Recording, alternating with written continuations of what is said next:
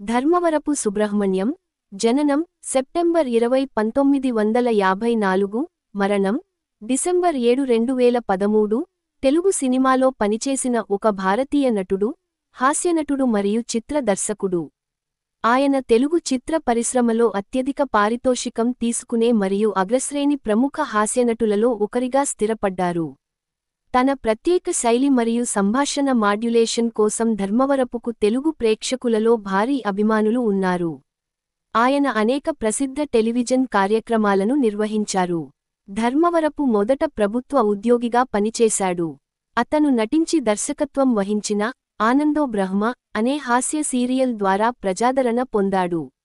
ఇది 1980లలో దూరదర్శన్లో ప్రసారం చేయబడింది. ఇది ఆంధ్రప్రదేశ్లో సంచలనాత్మక హిట్ షోగా మారింది. వినోదంలో టెలివిజన్ మీడియా ట్రెండ్ను మార్చింది.